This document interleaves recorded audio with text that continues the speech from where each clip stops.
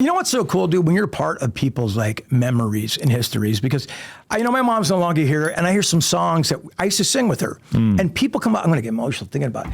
And people come up to me and tell me these stories about the Sugar Ray songs, and I'm like, it's not possible that somehow we wrote songs that were that great that you have those memories. Ah, man, I'm gonna get a little emotional. Sorry, man. Nah. Let me get back to Sugar Ray. Writing the song Sugar Ray. So if you're on the road, God damn, am I crying on No Jumper? Am I the oldest man to cry on No Jumper? Just you and FBG Butter. Oh man, right.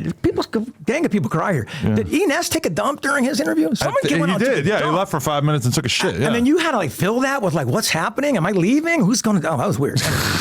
They didn't edit that out? No, he left it in. What? But it was great that it was in. I didn't do that. Oh, I know you don't edit it. I'm just kind of looking over here. But I don't want to get anybody in trouble, man. I thought it was very compelling. That's amazing. Because you were contemplating, is he going to take a dump? Is this the first time? I think that's the first time I've ever seen anybody get up and take a dump. No, they should definitely have left my analysis of that part in. It's like they did. The actual silence of him taking a shit. Like maybe you could hear some rumblings in the background. If they left that in, then I think the dudes in the back were, bro, did you take a shit? And you could hear a little bit of grumbling. It was a whole thing. It was a great. It was beautiful. Wait, so that's what makes No Jumper so amazing. Did they help you write that song? I'm getting to it. Okay. Do you mean, did they mean Atlantic Records? Yeah. No. Oh.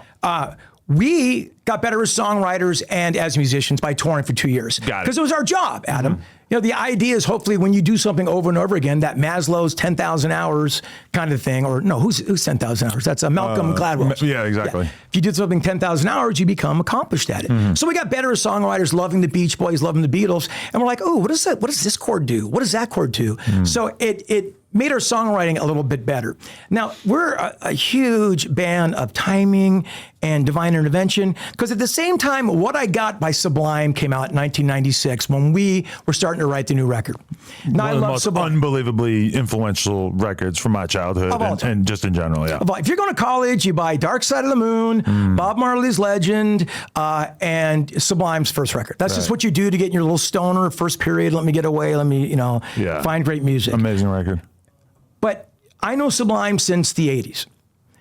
The chances of Sublime having a perfect piece of pop music was a long shot. Because with Sublime back in the day as a live entity, Adam, if they showed up to the gig, they'd do like a 90-minute dub jam, which is bump, bump, bump, bump, bump, bump, bump, bump, bump, bump, or it'd be like kind of scat out and more hardcore. I didn't see a pop genius thing there, and Brad, I'm so glad because he hooked up with David Kahn. And David Kahn produced What I Got in that record. Right. Paul Leary from the Butthole Surfers produced half of it. David Kahn did the other half. And he did What I Got.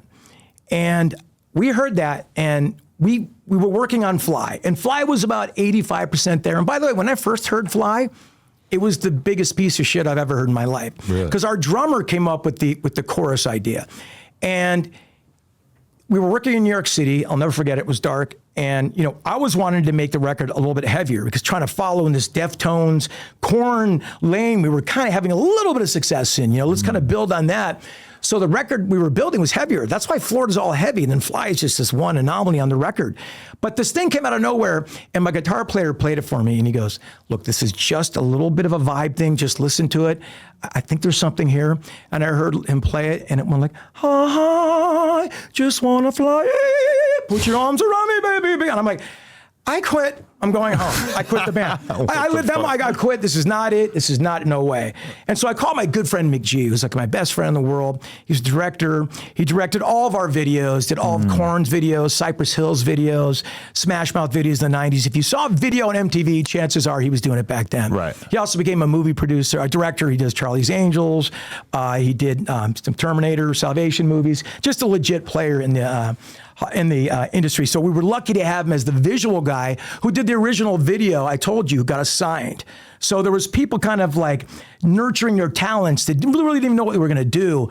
That really happened in a perfect storm with the how we got signed to Atlantic Records. Anyway, so we hear What I Got and it's blowing up and we go, oh my God, this is amazing. Who did this? Who gave him this pop perfect nugget sound? And then we reached out to David Kahn. And so David said, yeah, I might work with you guys. Let me hear some of the stuff. We played 2 songs, and they were the harder stuff. Like I think one of them was RPM that someone said they liked in here earlier. I think was it Bro back here? Donnie? No. It was the other Michael? dude. Yeah. Pictures. Right, yeah. Yeah. He goes, dude, he goes, I'm in a band. We play RPM or something. I go, that's so great. We had RPM and another song, and we played it for him. He's like, nah. Played it for David Kahn. And the label had nothing to do with this. They weren't helping us write. We just happened to start becoming songwriters, which is great. And then David Kahn heard the beginnings of Fly. We started playing Fly, and we got to the part I go, my mother, God rest my soul. And he goes, stop. And we go, what? He goes, play that again. I go, my mother, God rest her soul. And he goes, we can sell 2 million records off that note right there. Wow. And he goes, what was that note? I go, I'm not a singer. I don't know what that was.